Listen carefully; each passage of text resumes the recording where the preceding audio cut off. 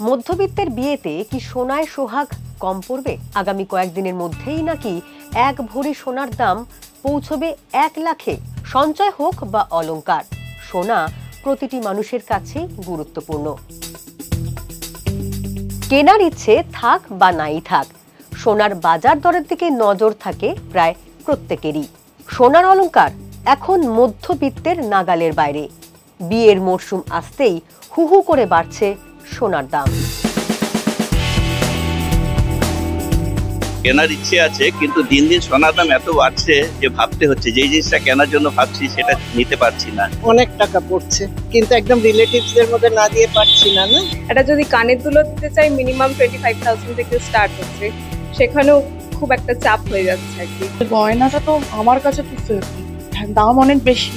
এখন হয়তো বছরের আগে দুটো কিনতাম, এখন একটাই চলে এসেছি। এই হিসেবে বাড়ছে, আজকে ধরুন 1 মাস 10 দিনের মধ্যে প্রায় 12 থেকে 13,000 টাকা বেড়ে গেল। এই সোনালী ধাতুর দাম অর্থনৈতিক ঘটনা প্রবাহ, যোগান ও চাহিদার ওপর নির্ভর করে। প্রতিদিন প্রতিক্ষণে বদলায় সোনার দাম। 19 ফেব্রুয়ারি 2025 হলমার্ক 1 গ্রাম সোনার দাম 8,205 টাকা, যা গত মঙ্গলবারের তুলনায় 0.61% বেড়েছে। কলকাতায় সোনার দাম বুধবার 19 ফেব্রুয়ারি 2025 হলমার্ক সোনার গহনা 1 গ্রাম 8,205 টাকা, 10 গ্রাম 82,050 টাকা। খুচরো পাকা সোনা 1 গ্রাম 8,635 টাকা, 10 গ্রাম 86,350 টাকা।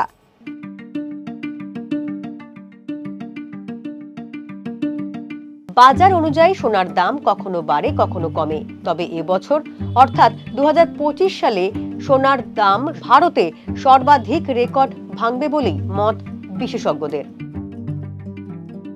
আপনারা জানেন যে সোনার দাম এমন একটা জায়গায় গেছে যে গোল্ড স্পট 2940, আর তার সাথে দুর্বল ইন্ডিয়ান কারেন্সি 86 টাকা 92 পয়সা।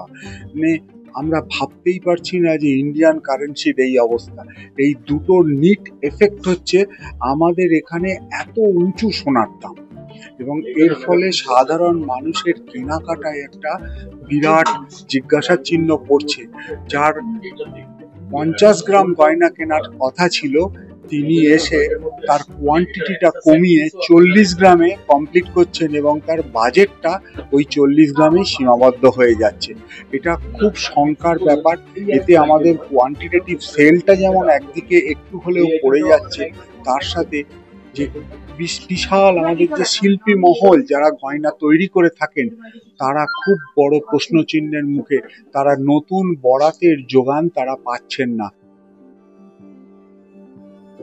গত কয়েক বছরে যেমন পাল্লা দিয়ে বেড়েছে সোনার দাম, তেমনি সোনায় বিনিয়োগের ঝোঁকও বেড়েছে সমান তালে।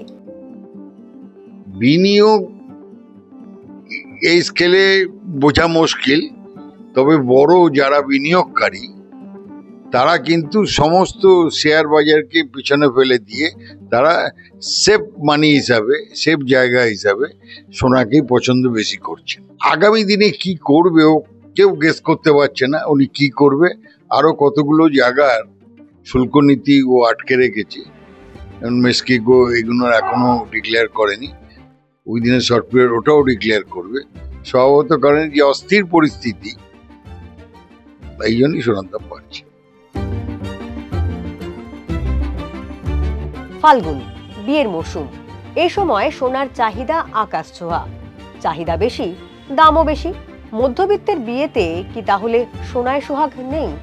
কমেন্ট করুন।